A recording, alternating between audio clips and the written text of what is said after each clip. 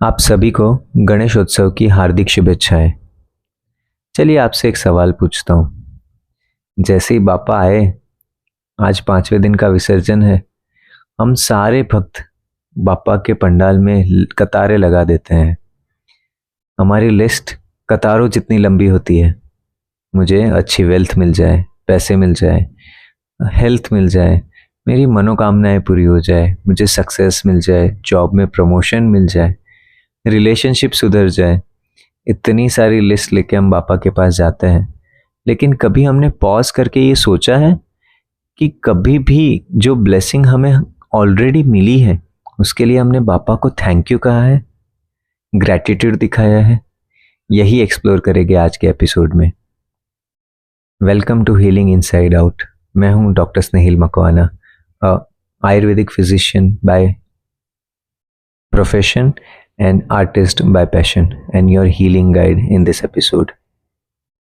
शुरू करने से पहले अगर आप पहली बार ये पॉडकास्ट सुन रहे हैं तो हमें सब्सक्राइब करना ना भूलिएगा, ताकि नेक्स्ट अपकमिंग एपिसोड्स आप मिस ना कर जाओ।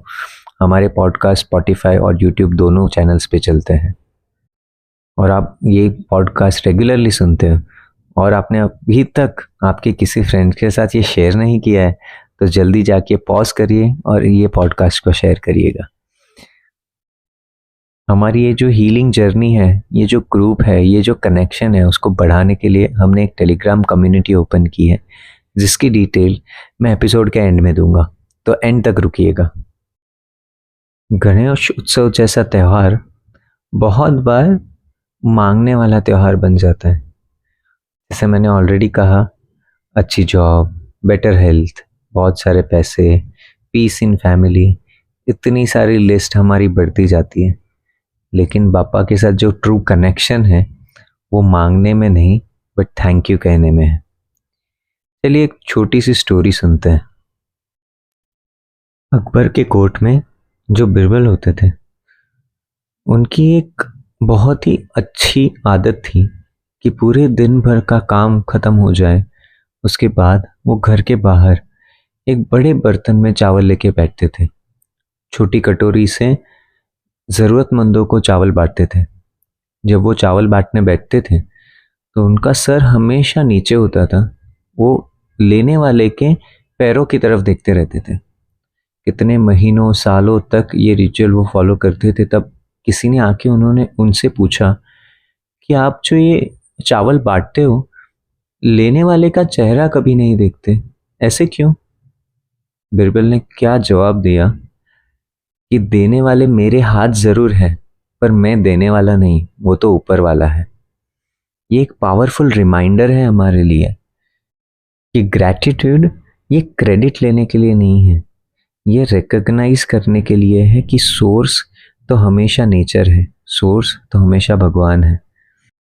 अब हमारे में से कई लोग ये सोचेंगे कि मेरी जिंदगी तो आप जानते ही नहीं हो, कितनी डिफिकल्ट है, क्या नहीं है मेरे पास, कितनी तकलीफ है मेरे पास, आपको तो पता ही नहीं है, और आप क्या ये ग्रैटिट्यूड की बात कर रहे हो।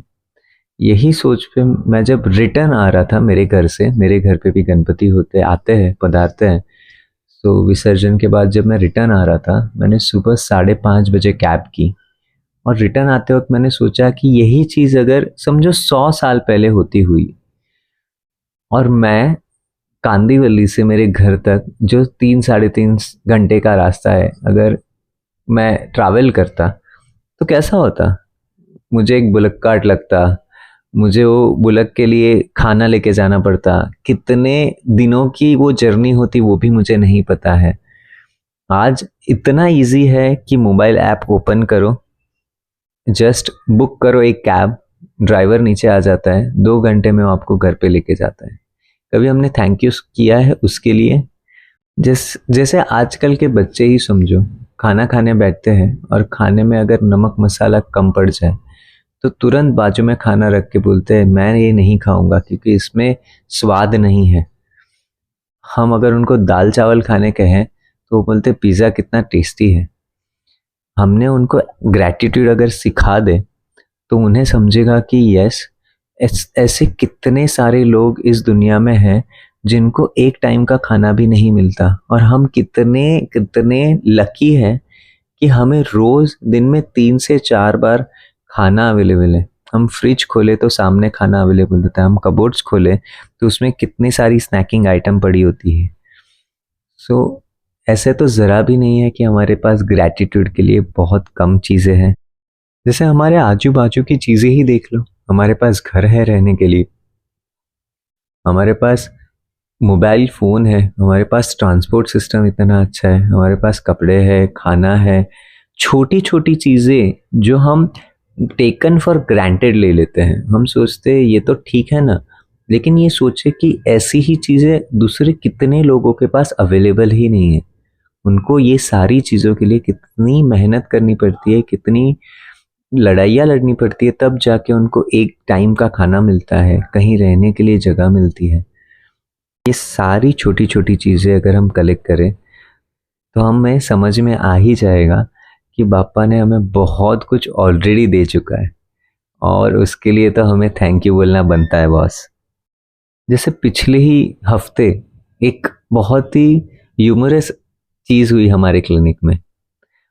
एक बच्चा आया था और हम एक जोक बोल रहे थे, और क्योंकि लड़का छोटा था तो उसको वो जोक नहीं समझा, तो हमने सबने ये कहा कि तेरी तो लेट ट्यूबलाइट है। और वो बच्चा कंफ्यूज था कि ये लेट ट्यूबलाइट क्या होता है। तभी मुझे समझ में आया कि जब हम बचपन में ट्यूबलाइट चालू करते थे तो वो 3-4 बार ब्लिंक होती थी और फिर शुरू होती थी। आजकल के बच्चे को ये एलईडी लाइट में पता ही नहीं है कि ये लेट ट्यूबलाइट का जोक क्या होता है ना।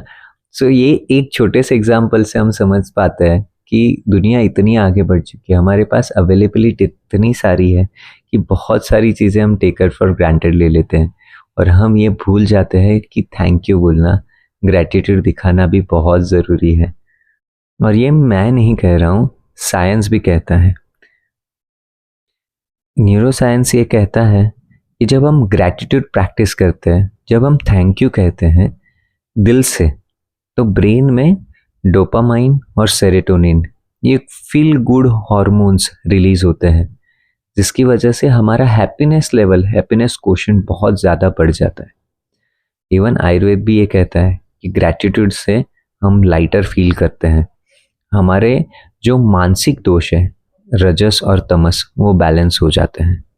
स्पिरिचुअलिटी में ग्रैटिट्यूड को फास्टेस्ट प्रेयर की तरह देखा जाता है। वो हमारे दिल को ओपन कर देता है और हमारी कंप्लेंट्स को डिसॉल्व कर देता है। तो चलिए देखते हैं कैसे प्रैक्टिस कर सकते हैं ग्रैटिट्यूड को। 2 तरीके जो मैं रेकमेंड करता हूँ ग्रैटिट्यूड के लिए। एक है ग्रैटिट्यूड जर्नल।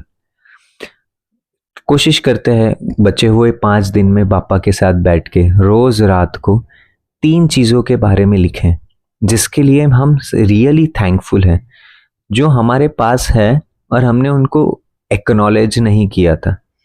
जैसे मैंने एग्जाम्पल ही दिया खाने के बारे में, कपड़े के बारे में, ऐसी कितनी सारी चीज़ें हो सकती है जो हमारे पास अवेलेबल है, लेकिन हमने कभी सोचा नहीं कि ये चीज़ें कितनी इजीली अवेलेबल है हमारे पास। उसके लिए थैंक यू कहिए पापा को, है ना। और ये प्रैक्टिस को फिर जारी रखिए। ग्रैटिट्यूड जर्नल को रात को लिखना और फिर सोना एक बहुत हेल्दी प्रैक्टिस है इमोशनल रिलीज और इमोशनल प्रोसेसिंग के लिए। दूसरी प्रैक्टिस ग्रैटिट्यूड ऑफरिंग।